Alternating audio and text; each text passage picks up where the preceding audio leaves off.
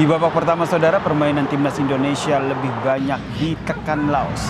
Beberapa kali gawang timnas terancam, akhirnya Laos mampu menjebol gawang timnas. Keunggulan Laos tak berlangsung lama, Kadek Arel di menit ke-11 langsung berbalas, gol pun terjadi. Muhammad Ferrari juga mencetak gol di menit ke-18 usai memanfaatkan umpan lemparan dari Pratama Arhan.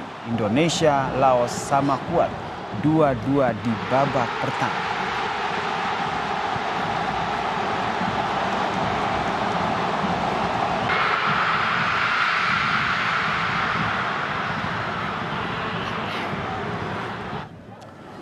Di babak kedua saudara, Indonesia masih sulit untuk mengembangkan permainan. Sesekali Indonesia menyerang, tapi berhasil digagalkan oleh Laos.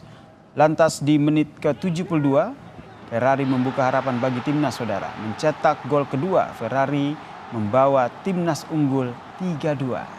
Namun lagi-lagi tak berselang lama Laos kembali menjebol gawang Dava Hasya. Skor sama, kuat yaitu 3-3, bertahan hingga peluit panjang dibunyikan.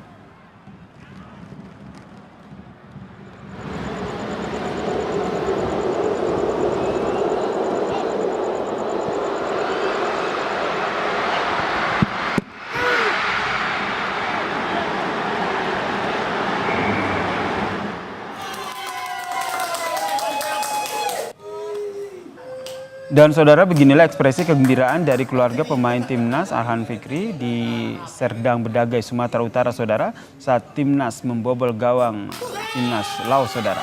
Mereka bersama-sama menonton laga timnas versus Laos lewat layar televisi. Meski tidak bisa menonton secara langsung, ayah, ibu dan juga saudara dari Arhan Fikri tetap memberikan dukungannya.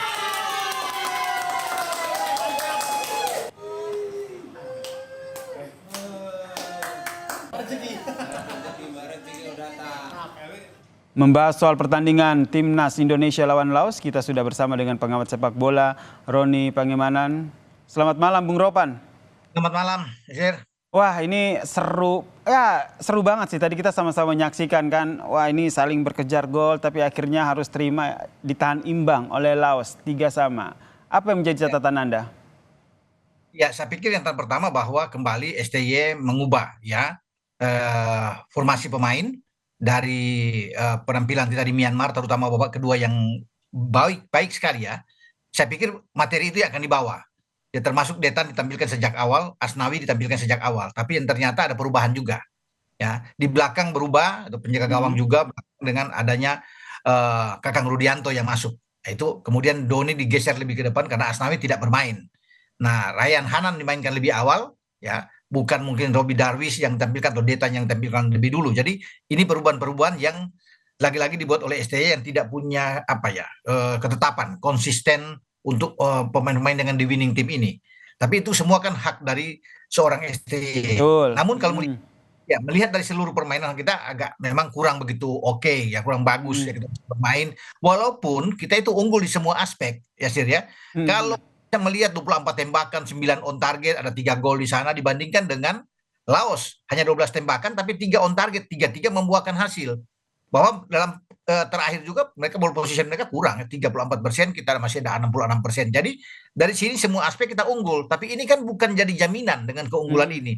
Toh hasil akhir kita tidak menang, kita terpeleset di Manahan Solo 3-3. Mestinya kan kita harus menang menghadapi Laos. Kalau dilihat dari segi kualitas Myanmar justru lebih bagus dari Laos. Tapi Iya betul. menang di sana, di sini yang saya nggak tahu anak-anak terlalu overconfidence bermain atau bagaimana. Tapi malam ini saya mainnya agak hancur kita bermain malam ini ya. Aduh. Koordinasi itu hilang sama sekali. Ini sebentar Bung Ropan, berat sekali ya Anda menggunakan diksi agak hancur begitu permainannya.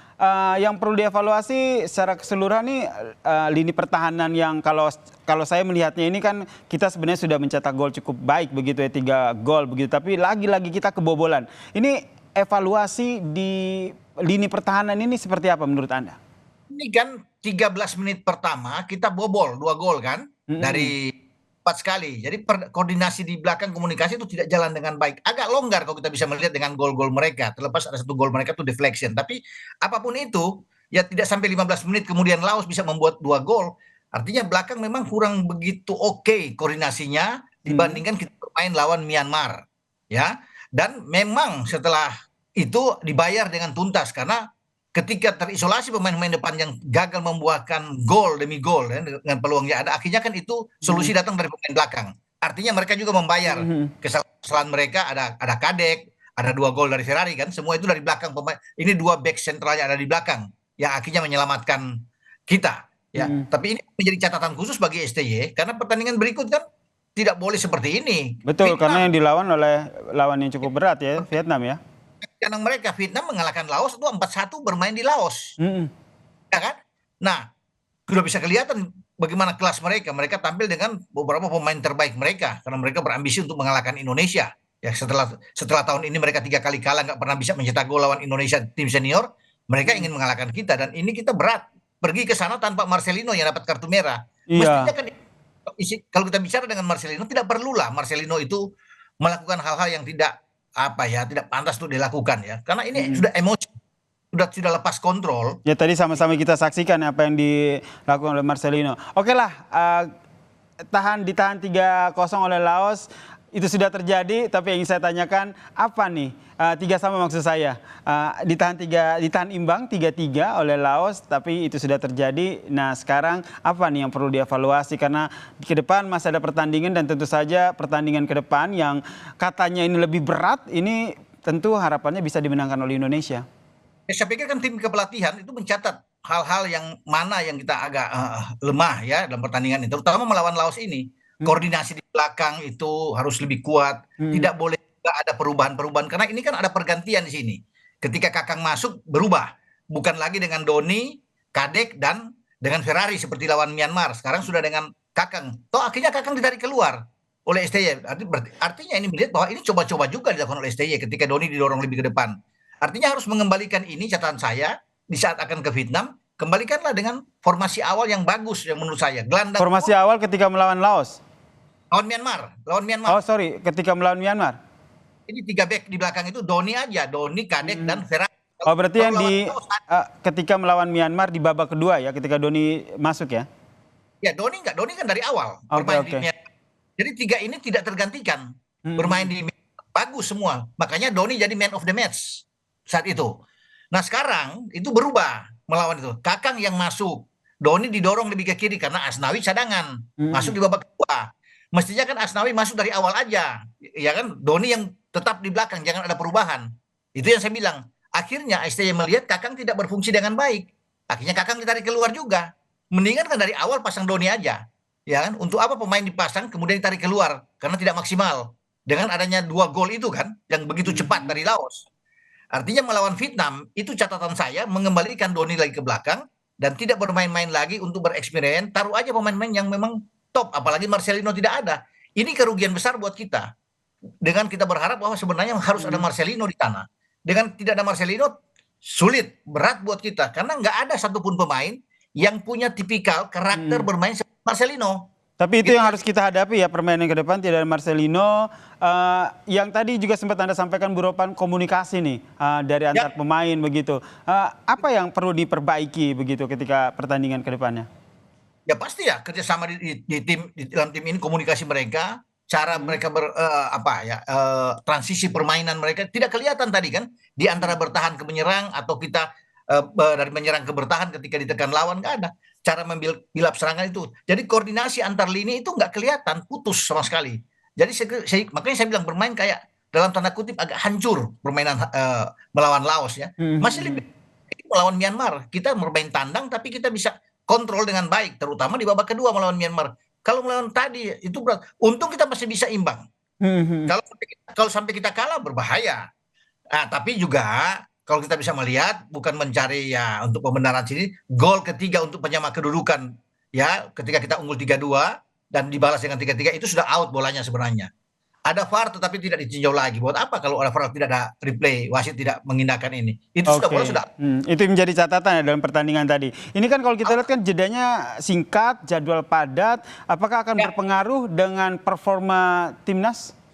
Oh ya, karena ini anak-anak pasti akan kelelahan. Bertanding tidak mudah tadi bermain melawan. Karena kita mengejar ketinggalan. Ya, dari 1-0, 1-1, ketinggalan 2-1, 2-2. Kita sempat leading samakan. Jadi itu menguras tenaga bagi anak-anak karena dengan permainan yang tidak begitu mengesankan di sini, ini menjadi catatan bagi STY. Kita akan pergi nanti besok mungkin akan langsung terbang menuju ke Vietnam dan ini laga yang sangat sulit buat saya ya karena untuk menghadapi Vietnam sehingga STY harus ada apa ya semacam strategi baru lagi untuk dia tampilkan ya dengan pola yang dia inginkan. Apakah dia bisa merubah dengan 3-4-3 mungkin terjadi 4-4-2 atau bermain dengan 5-4-1 meninggalkan satu striker, tidak lagi dengan dua striker. Kalau lawan Laos tadi kan langsung Hoki Caraka dan Rafael. Dia satu aja melawan Vietnam, Rafael Struijk aja di depan, 4 gelandang dia taruh dan 5 di belakang itu melawan Vietnam karena kita tidak punya Marcelino. Kita harus kasih kuat. Robbie Darwish main dari awal, Arkan Vicky nggak punya pemain-pemain lain lagi. Jadi kemungkinan formasi akan 5-4-1 begitu ya permainan Kalau depan. kita bermain tandang dan menghadapi Vietnam. Oke. Lain halnya kita menghadapi di luar Vietnam kan. Karena ini kita harus kuat di dalam belakang dan tengah sehingga bisa mempersulit setiap pergerakan, mempersempit pergerakan pemain-pemain Vietnam. Mereka kuat-kuat. Nguyen Quang Hai, Nguyen Tien Lin itu pemain-pemain bagus ya. Jadi ini bekerja keras bagi STY untuk bisa meracik sebuah strategi. Begitu. Bekerja keras untuk pertandingan selanjutnya, tentu saja harapan kita bersama kemenangan tetap ya untuk timnas Indonesia di pertandingan selanjutnya. Terima kasih pengamat sepak bola Bung Roni Pangemanan telah memberikan perspektifnya terkait dengan pertandingan tadi dan harapan untuk pertandingan ke depan untuk timnas Indonesia.